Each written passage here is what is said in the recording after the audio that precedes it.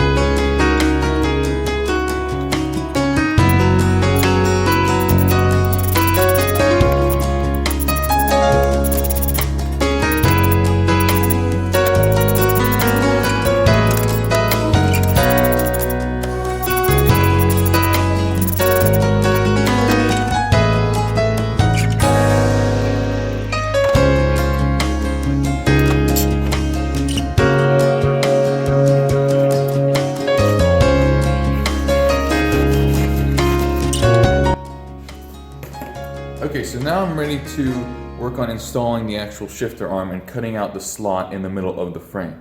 I made an arc there to kind of get a rough idea of where it's going to be. Basically, this shifter arm here will come up through the bottom of the frame in front of you, and you'll just move it back and forth like this to shift gears. And I made this tracing here of the cutout that was on the lawnmower I got this transaxle off of. So I'm going to use this cutout to figure out how to cut the slot in this frame.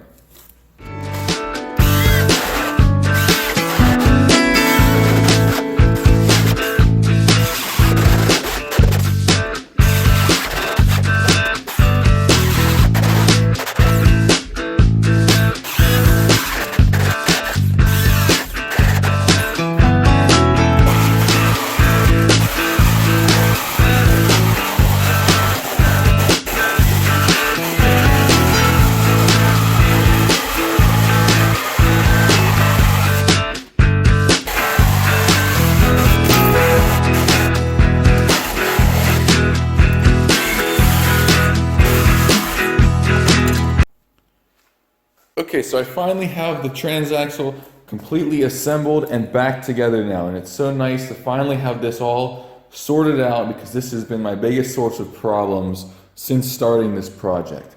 But anyways, it went together really nicely. I'm really happy with how this turned out. You did see me reuse the grease that was already in there. I took a pretty close look at the grease and it seemed to be in really good condition. There wasn't any water or dirt that had gotten in to contaminate it, so I just reused it and I figured it'd be fine. Someone in the comments of one of my other videos said to use oil instead of grease, since I'm going to be going faster with this faster than stock. And I probably would do that if I was making this into an actual racing mower, but this isn't really going to be a proper racing mower, so I'm not going to be going at really high speeds. I mean, it'll be a good bit faster than stock, but nothing super fast. So I think that the regular grease in there should be fine. One thing I wasn't able to do was get this hub off of one of the axles here. You can see there's two axles here. There's the short one and the long one. And this is the long one. I'm not able to get this off. It's just not happening. But one interesting thing I found out about the two transaxles I have is that the short axle were exactly the same for both. But the long axle was actually different. The one that's in here right now is slightly longer than this one. And this one actually works out better because the end of this axle and the end of this axle are the exact same distance from the edge of the frame. If I had this one in there, then the transaxle wouldn't have been properly centered because of how the mounting points are set up. So that actually worked out really well, and maybe I'll eventually get this off, maybe I won't, we'll just see.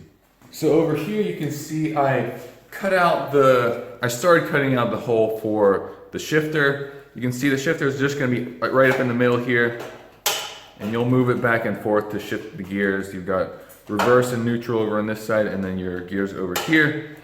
What I'm going to do for this is just cut an oversized hole in the actual frame itself, and then I'll make another plate to put on top of this, which will have the exact pattern in it. Because this is pretty thin, and there's really no metal here along the edges to prevent this from just kind of digging into this shaft here. But that's what I'll be doing in the next video, is making that extra plate on there.